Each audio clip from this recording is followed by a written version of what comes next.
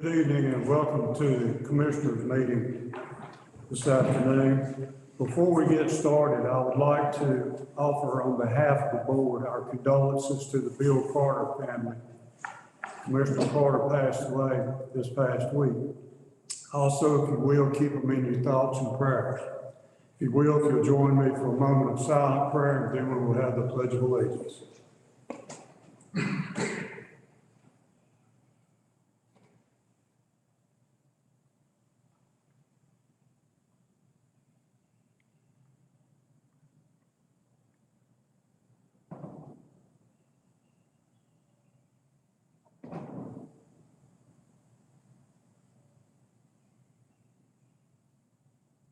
Amen.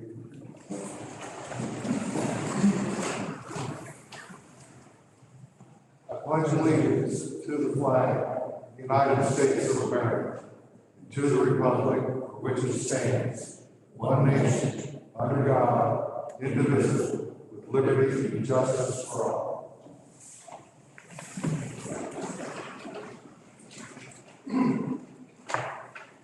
Board of Equalization and Review.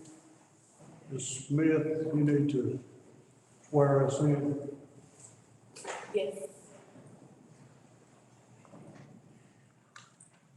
I will swear in the entire board at once so that we can have you prepared for the review later. So if you all would, please repeat after me. I do solemnly swear I solemnly swear that I will support that I will support and maintain and maintain the Constitution the Constitution and laws and laws of the United States of the United States, and the Constitution and laws the Constitution and laws of North Carolina, of North Carolina, not inconsistent therewith, not inconsistent therewith, and I will faithfully discharge and I will faithfully discharge the duties of my office the duties of my office as a member as a member of the Castle County Board of Equalization and Review, as a member of the County Board of Equalization, and that I will not and I will not allow my actions allow my actions as a member as a member of the Board of Equalization and Review of the Board of Equalization and Review to be influenced to be influenced by personal or political by personal or political friendships or obligations. friendships or obligations. So help me God. So help me God. Thank you. And I will need you to sign the sheet at the end of the meeting. Thank you, ma'am. Mr. Bernard.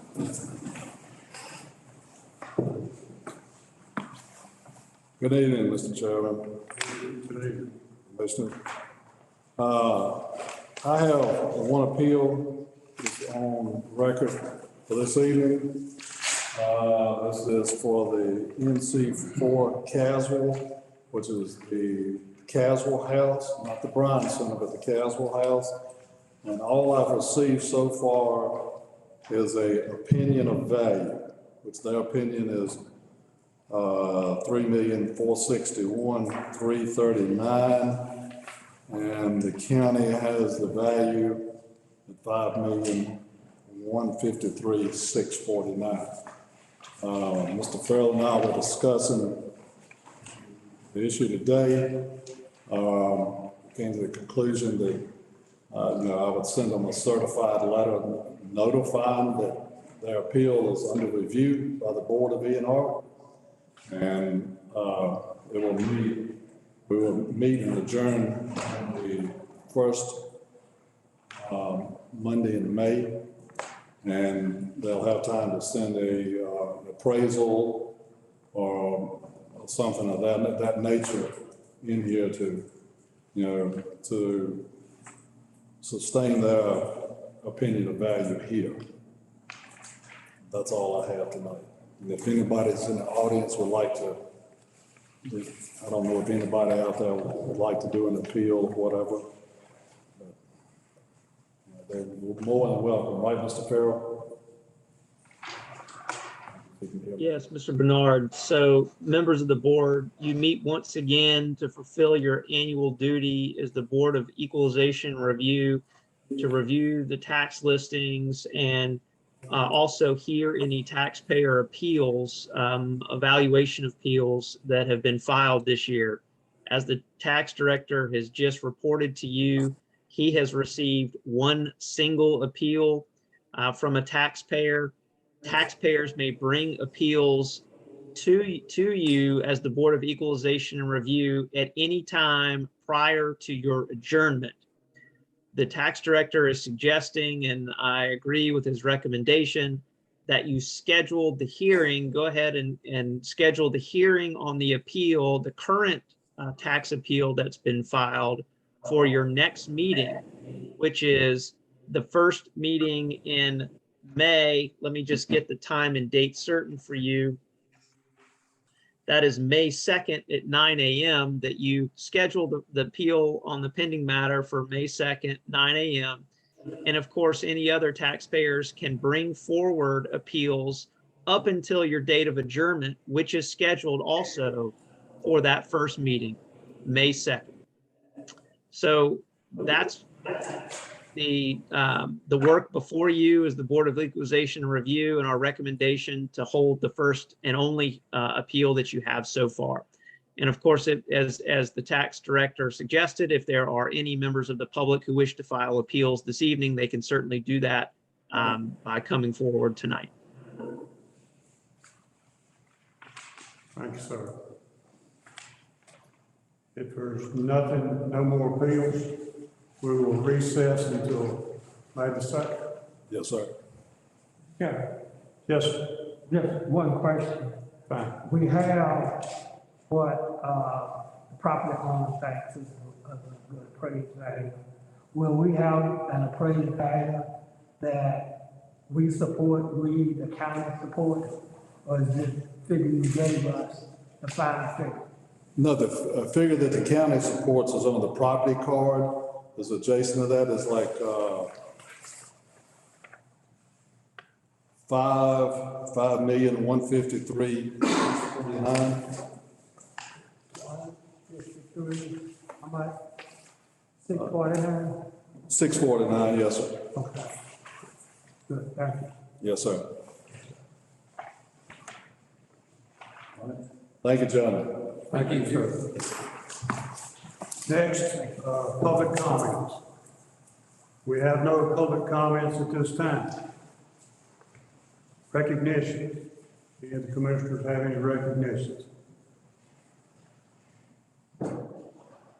If none, we will move on to approval of the agenda.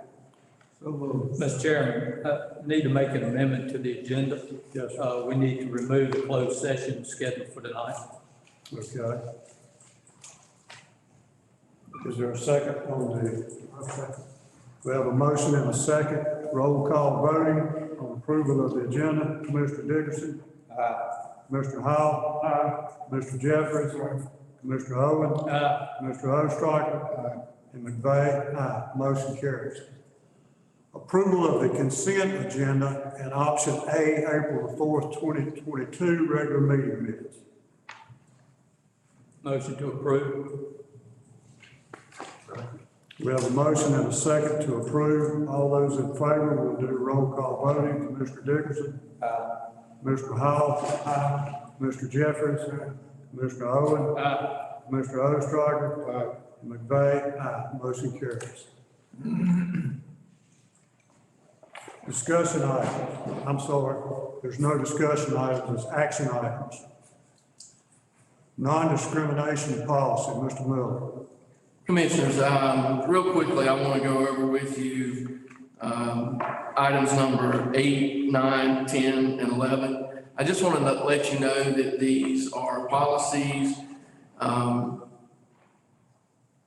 if not highly recommended by the school of government, maybe even required by the federal government, that we enter into for the use of the American Rescue Plan dollars that we received and will continue to receive. We have the non-discrimination policy, the eligible use policy, a record retention policy, and the cost principle policy. So what I'll ask tonight is that as we go through each policy, and as I ask if you have questions, that you would approve each policy knowing that these are somewhat required for us to use these dollars. The non-discrimination policy is a policy that is exactly what it says. It requires us not to discriminate against any of the protected classes, as well as the Title VI of the Civil Rights Act, the Fair Housing Act, Section 504 of the Rehabilitation Act, the Age Discrimination Act, and Title II of the Americans with Disabilities Act of 1990. I'll be happy to answer any questions about the non-discrimination policy that you have, if there are any questions.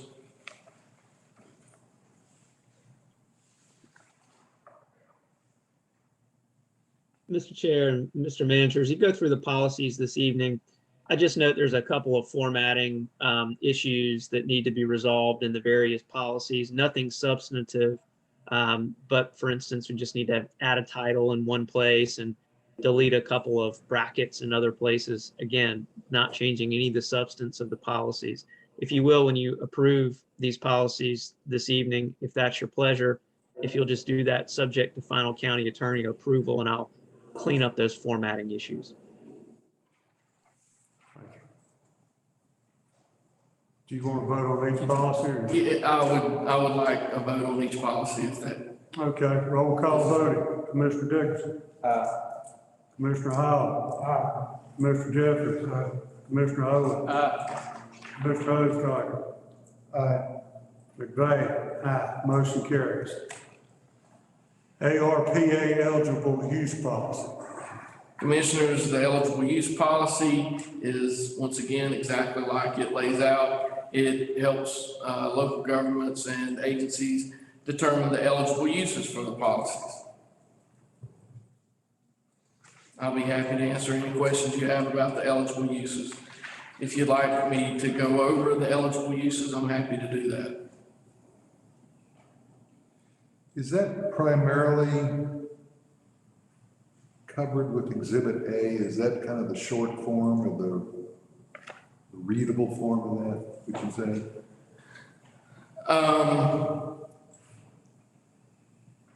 To some degree, yes. I think every individual situation and every individual project requires a full vetting of the project.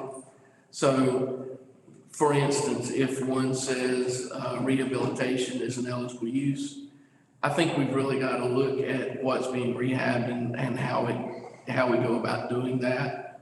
And I think what's even more important is that we contact our folks at the School of Government for each individual program we approve. And I think we talk to them about those programs, and we make sure that this meets the final rule by the Treasury Department in every instance. I've had the Deputy County Manager, Melissa Williamson, working really closely with the UNC School of Government and with the ARPA money, and she's formed some very good relationships. So I'm confident we can do that moving forward. But they make the final determination? No, we would make the final determination, Yeah. but we would rest pretty heavily on their guidance.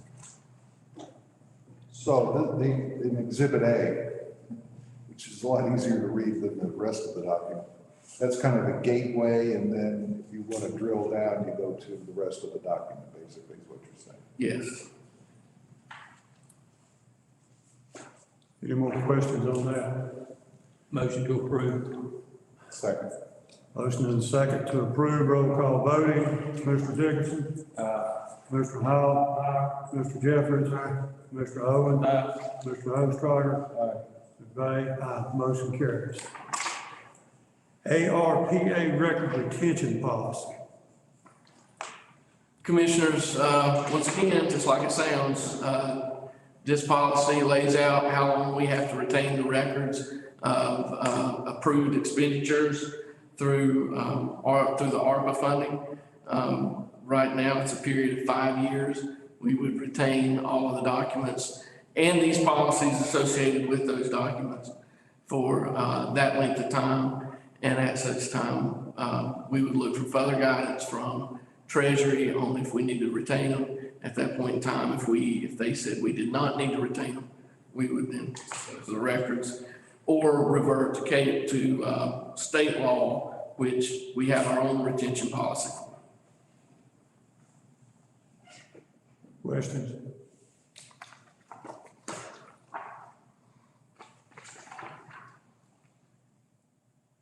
If not, you want to make a motion? Motion to approve. Second. We'll do roll call voting. Commissioner Dickerson? Commissioner Howell? Commissioner Jeffries? Commissioner Owens? Commissioner Ostrowski? McVeigh? Aye. Motion carries. ARPA cost principal policy. Commissioners, this covers the cost, the allowable cost and cost principles that are allowed to be spent, and lays out for the individual recipients how they must go about applying these costs within their organization. It also wants to make sure that the organizations that receive this funding are eligible to receive federal grants, number one, and number two, are trustworthy to receive the federal grants and are able to report in a timely fashion as required by Treasury. Questions?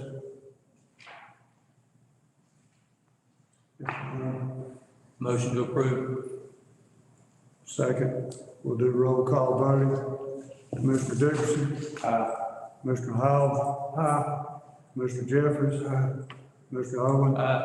Commissioner Ostrowski? McVeigh? Aye. Motion carries. Finance positions.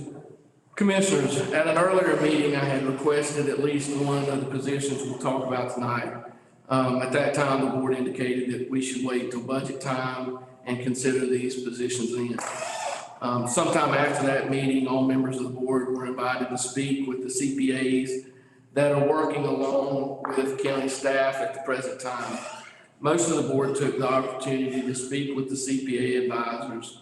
After several commissioners had met with the advisors, I was instructed by Commissioner McVeigh and Commissioner Jeffries to add this agenda to the next meeting, this agenda item to the next meeting. If the board approves the new positions, I firmly believe it will take at least until July 1st to advertise, interview, make job offers, and allow selected candidates the proper notice to their current employers. Therefore, I would not anticipate adding additional funding to the current year's physical budget. This would simply allow us to begin the process and start the 2022-23 fiscal year off with a fully staffed finance department. These positions are accountant type positions and would be filled with trained and experienced staff. These positions would assist in the preparation of financial reports, financial statements, maintain the new financial software, assist with audit preparation and year-end closeout processes, account reconciliation, as well as budget preparation, invoice entry, and other duties as assigned. These positions would be more specialized than some of the positions that we have now, and they would not necessarily be involved in accounts receivable and accounts payable. So I'm happy to answer any questions the board has. As I said, it was Commissioner McVeigh and Commissioner Jeffries that asked me to include this on the agenda. If the board wants to discuss this without staff involvement, that's fine. But I'm happy to answer any questions you have. Chairman, one of these positions already has been, here that we have that money for. The second position will be new addition money, right? No, neither one of these positions have been filled. Either one of them. There's been two new positions. Two new positions is what those ladies have recommended. We put in finance. At the first meeting, when I brought this up and recommended to the board that we add positions, I had recommended to start one position.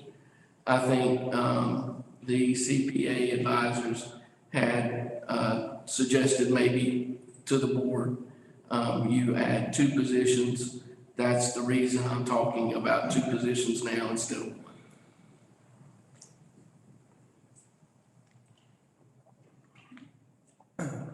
So we've added 2 assistant county manager positions. We're gonna add 2 more in the finance department.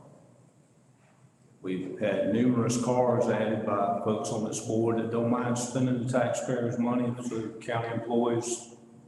Before we go much further, every one of them have a car to take on. Where do we draw a line? People in this county pay high enough tax as it is. We keep adding to the payrolls, we keep adding to the burden, we're gonna have another tax increase. How do you reply to that? Well, number one, when we're talking about county expenditures, I think that's the board's decision whether to fund those positions or not. So, I bring you the information on what, and quite honestly, I wasn't in the room for a lot of the discussion with the CPA advisor. So I don't necessarily know what's discussed. But what I'll say is, after the discussion, I was asked by 2 commissioners to add this agenda item to the agenda. That's what I've done. I think there's certain positions within county government that we desperately need. At least one, if not 2 of these positions are that type of position that we desperately need. I know Commissioner Hall has mentioned many times in the past that we needed more trained and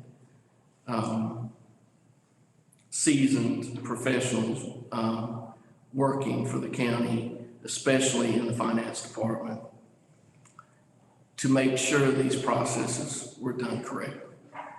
So I think that's what this proposal brings to you tonight, is an opportunity for us to do those things. Let me ask it another way. This county has had how many people in that department? Currently, how many folks are there? Currently, I believe there's 5, 6. And how long has that been established? These are 6 positions for how many years? For at least the 7 years that I've been here. And now all of a sudden we've got to have 2 more in that capacity to do the same job. I think the level of those positions, what we're lacking is the trained finance positions, not the accounts receivable and accounts payable type positions. We're missing the positions that are trained to look for the accountant level detail that's needed and quite frankly required in a lot of our interactions today that haven't necessarily always been required. Well, you've answered very well. I won't beat the messenger. I don't go along with expenditure. We could use another 20 police officers on the beat, but we can't afford that. At some point in time, you've got to make a decision based upon the financial capacity of this county. And I'm not going to go along with continue to add to the tax burden. So I will not support it. I'm only one person. This is where it goes. We're going on the recommendations of the CPA folks that we've hired to come in here and go through the schools. That's what we're going. I've heard that and I don't agree with it. Okay. Any more comments? No, not for public. Mr. Jones?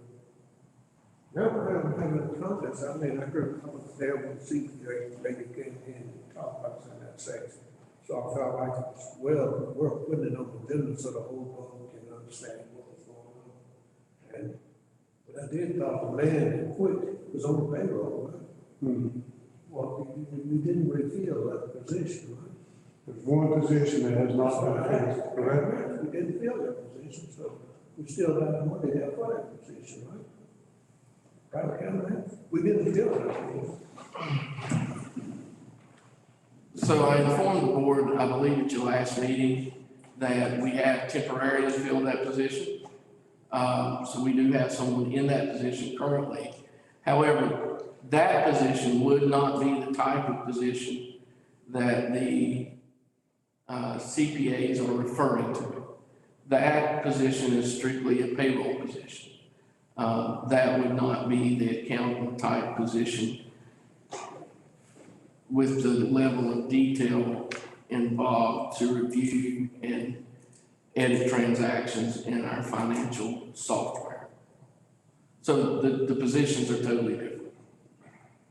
So my question is, we fill these two positions, not planning on filling that position too long. Yes, we would.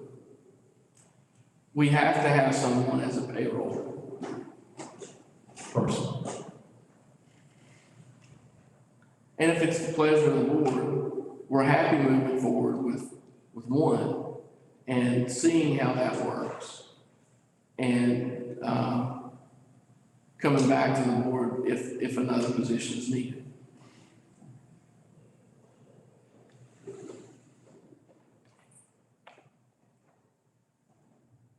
Any more questions? Mr. Holden, you got? No, I'm just gonna make a motion when questions are done. All right, make a motion. Mr. Chairman, I would recommend that the board move forward with one accounting position at this time and review budget time, or when the county manager deems, if he deems we need another one, to come back to us. We have a motion on the floor, is there a second? He said, fill the money. Yeah. I said, We have a motion and a second on the floor. We'll do roll call voting. Commissioner Dickerson? No. Commissioner Hall? I'm sorry? Commissioner Jeffries? he said, Yeah. Commissioner Owen? Commissioner Ostrogger? Aye. McVeigh? Aye. Motion carries. We'll put in one new position. Thank you, Commissioners. County managers updates. Commissioners, I have 4 updates for you, fairly quick updates. I did want to inform the board that, as you all know, Commissioner Carter previously took care of the water systems for the county and was under contract to do so. So moving forward, we're going to enter into a temporary contract with Andy Budds for the next couple months. During that time, we'll put out an RFP for a water systems operator and see what responses we receive, and we'll move forward. So that'll be coming back before this board for approval, the RFP, the results of the RFP. Are any questions about that? No problem. Yes, sir. So when you come back to us, will you explain again, because it's been a while, why we need a water system operator since we're on public water? Yes, I'll be happy to do that. I'll be happy to do that when I bring it back. So, any other questions? Mr. Dickerson? Yes, the water systems operator will take over the water testing that Commissioner Carter was doing. Sampling and testing, yes. So is that a contract where they do it as needed, like he was doing it, or is that another full-time position you're adding to the county payroll? No, it's as needed, it's on a contract basis. Do you need a motion for that? No. Okay. So my second update for the board is the Farmer Lake Board and has met, and discussed, in the introduction of hybrid bass into Farmers Lake. The introduction of hybrid bass would help increase the quality of the crappie population in the lake. It would do that by reducing the total number of crappie, but at that same time, it would increase the quality by providing more abundant food source for the fish that remain. It also provides another sport fishing opportunity for recreational anglers. The stocking would be done by the North Carolina Wildlife Department. It would not cost the county anything to stock the lake. I do want to let the board know that hybrid bass do not reproduce. So if for some reason at any point in time we wanted to stop this process, we would stop the process and those fish would eventually die off because they do not reproduce. The Farmer Lake Board did a tremendous amount of research and fact-finding before they voted unanimously to undergo the stocking of hybrid bass in Farmer Lake. But unless there's any real opposition from this board, we plan to move forward with that and make sure our name's on the list for next year. Questions? Okay, the next thing that I have, commissioners, is I just want to give you the latest on broadband. And I think I may need a motion on this. So what I'd like to tell you is that we received another partnership application from a company called Lumen.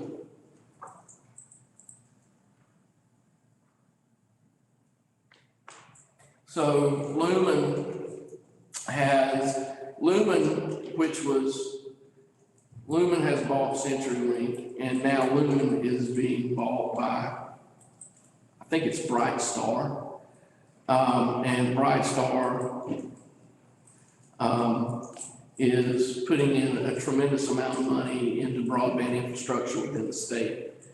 So they've asked us to partner with them on the GREAT grant, much as we did with Spectrum earlier. If you go to the next slide, these are the areas of the county that they would potentially expand broadband within. And as you can see, the total project cost is $3.64 million. The cost per premise, so the cost per passing, cost per house, is $3,562. There's 51 miles of fiber.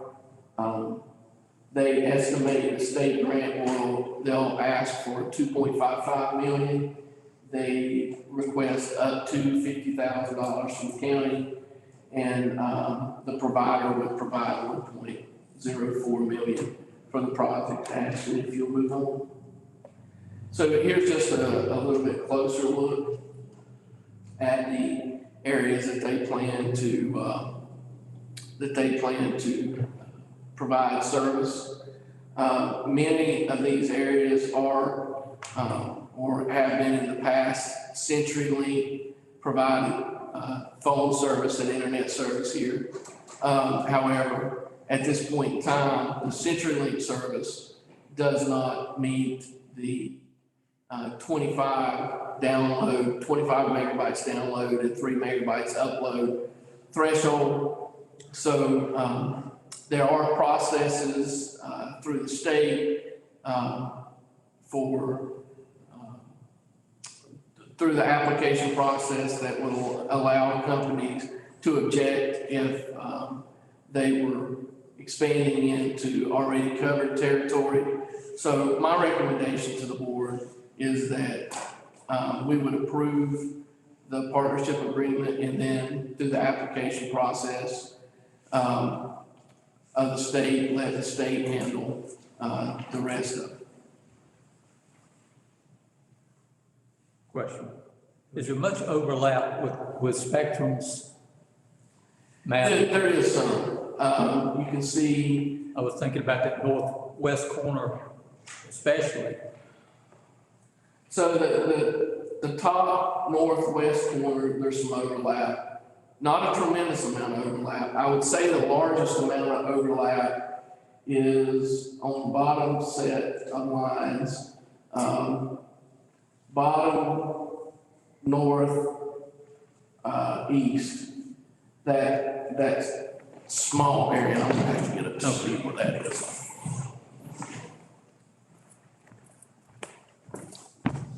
But it's this area here.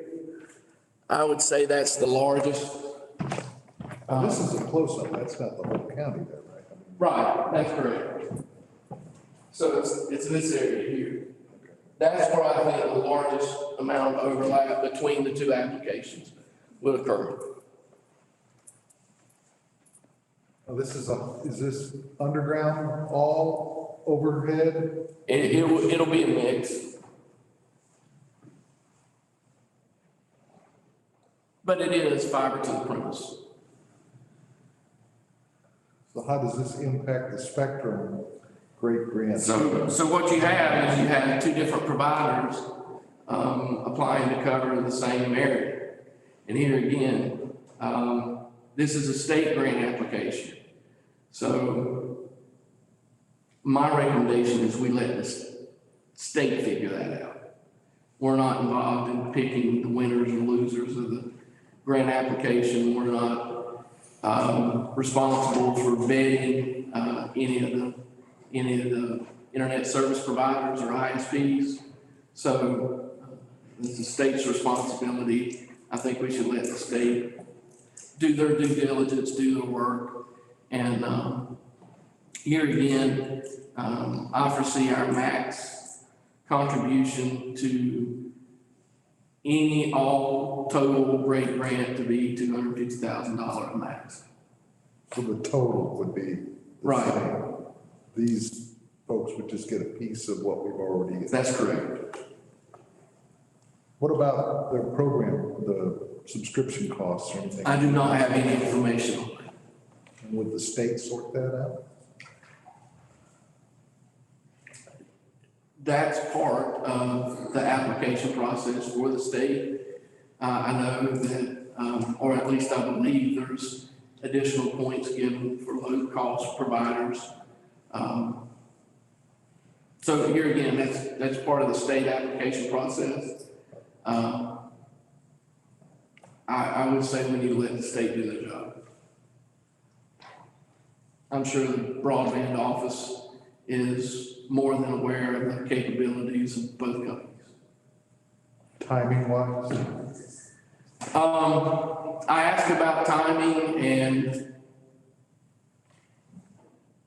the grant says from the date that they're finally approved, they have 2 years. I asked them specifically about timing. He said, yeah, of course, we would like to get it done in a year to 18 months, but we can't promise you that. So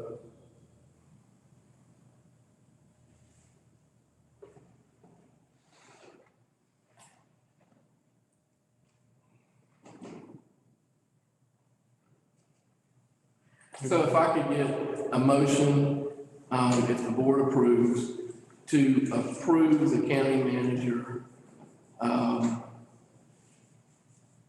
entering into the partnership agreement with Lumen. I'll make that motion. Second. We have a motion and a second on the floor. Is there any more questions? If not, roll call voting. Commissioner Dickerson? Aye. Commissioner Howell? Aye. Commissioner Jeffers? Aye. Commissioner Owen? Aye. Commissioner Ostrager? Aye.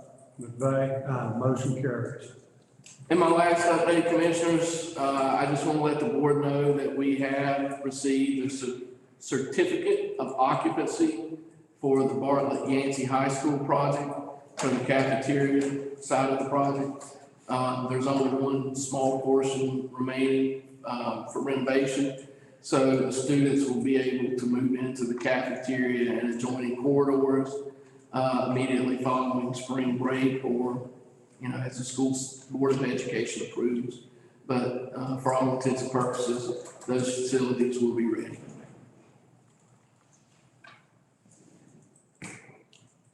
And that's all I have, unless the board has questions for me. Commissioner comments? Dog Ranch Road, I was gonna ask, could that road be paved up to where the Phelps Home, from where the Phelps Home, that had the sign, it's like 2.5 miles. Okay. Everything has a sign. We'll check into a partial paving of Dog Ranch Road. You have a comment? Yeah. On the high school construction, where do we stand, or you probably don't have this at the ready, but for the next meeting, can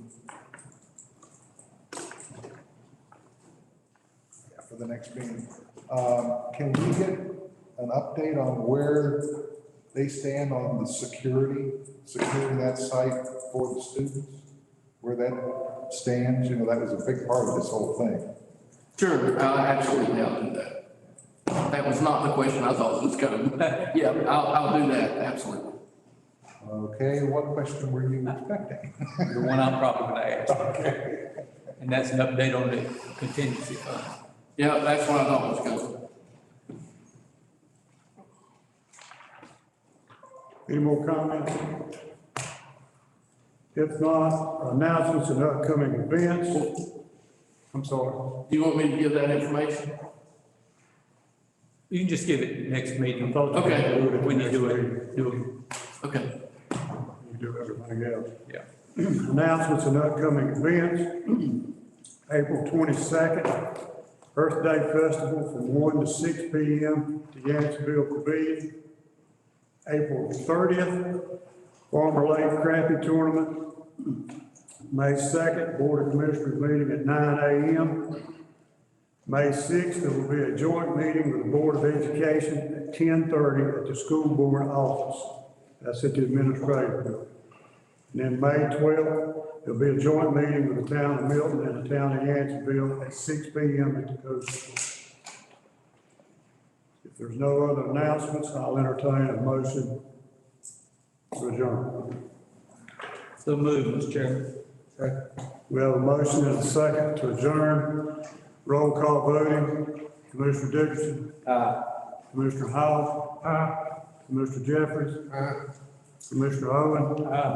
Commissioner Ostrager. McVeigh. Motion carries. We're now adjourned.